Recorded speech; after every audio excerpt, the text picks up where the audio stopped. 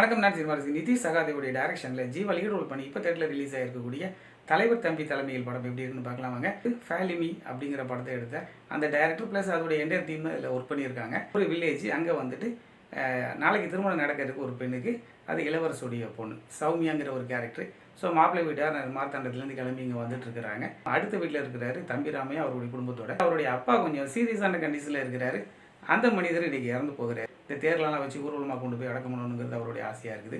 இங்கே தன்னுடைய பொண்ணுக்கு எப்படியாவது திருமணம் நடக்கணும் அப்படிங்கிறது இளவரசுடைய ஆசையாக இருக்குது. இந்த ரெண்டு வீட்டாருக்கும் இடையில நம்ம ஜீவா இருந்துட்டு மத்தியஸ்தம் பண்ணுறாரு. அவர் அந்த ஊருடைய ஒரு பஞ்சாயத்து தலைவராக இருக்கிறாரு. இந்த கல்யாண வீட்டில் அவர் முன்னே நின்று செய்யணும் விருப்பப்பட்டதுக்கான காரணம் என்ன அப்படின்னா அந்த வீட்டில் 4 ஓட்டு இருக்குது. அவர் அந்த 2 பேருக்கு நடுவில் எப்படி மாட்டிக்கிட்டு முழிச்சார் அப்படிங்கிறதுலாம் அந்த படத்துடைய மொத்த கதையாக இருக்குது. கடைசியில் இந்த தாத்தாவை குறிப்பிட்ட நேரத்தில் அடக்கம் பண்ணாங்களா இல்லையா, அந்த பெண்ணுக்கு திருமணம் நடந்தது அப்படிங்கிறத ரொம்ப இன்ட்ரெஸ்டிங்காக சொல்லியிருப்பாங்க. முழுக்க காமெடி தான். ஜீவா வந்து ஒரு ஹீரோ அப்படிங்கிறது மட்டும் இல்லாமல் நல்லா காமெடியுமே ப்ளே பண்ணியிருப்பார். அதே சமயத்தில் கொஞ்சம் பொலிட்டிக்கல் சட்டையராகவும் சில விஷயங்கள் இருக்கும். படம் ஆரம்பிக்கும் போதும் படம் முடியும் போதும் ஒரு தத்துவம் ஒன்று சொல்லியிருப்பாங்க. அது இந்த கதைக்கு ரொம்பவே பொருத்தமாக இருந்தது. இளவரசு தம்பி ராமையா ஒரு ஈகோ பிரச்சனைகளால் அடிக்கடி இவங்க சண்டை போடுறது, பழைய பகையை மனசில் வச்சுட்டு இந்த 2 வீட்டாருக்கும் இடையில நடக்கக்கூடிய அந்த சண்டை அதெல்லாம் ரொம்ப சிறப்பாகவே காட்சிப்படுத்தியிருந்தாங்க.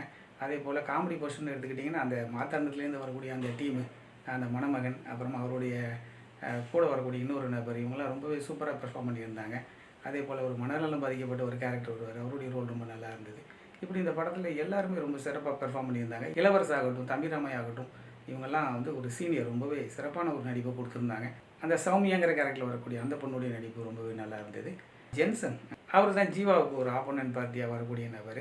ஸோ இவர் இங்கே இருந்துக்கிட்டு நீ கல்யாண வீட்டில் கிங்காக இருந்து போனால் செத்து வீட்டில் கிங்காக இருக்கிறேன்னு சொல்லிட்டு அவரும் கொஞ்சம் கலகத்தை ஏற்படுத்துறது, இந்த மாதிரியான ஒரு கேரக்டர் ரொம்பவே சிறப்பாக பெர்ஃபார்ம் பண்ணியிருந்தார். அப்புறமா கிளைமேக்ஸில் அந்த அவங்க கொண்டு வந்து முடித்த விதம் வந்து ரொம்பவே சூப்பராக இருக்கும். அது நம்ம எதிர்பாராத ஒரு விஷயமா இருந்தது. ரொம்பவே ஒரு இன்ட்ரெஸ்டிங்கான மூவி தான் இது. அதில் பாடல்கள் எதுவுமே வந்து பெருசாக நம்மளை இம்ப்ரெஸ் பண்ணலை. இந்த படமுமே கொஞ்சம் மலையாளத்துக்கான ஃப்ளேவரில் தான் இருக்கும். ஆனால் ரசிக்கும்படியான ஒரு படமாக இருந்தது. குடும்பத்தோடு கண்டிப்பாக பார்த்து என்ஜாய் பண்ணுங்கள். நன்றி, சந்திப்போம்.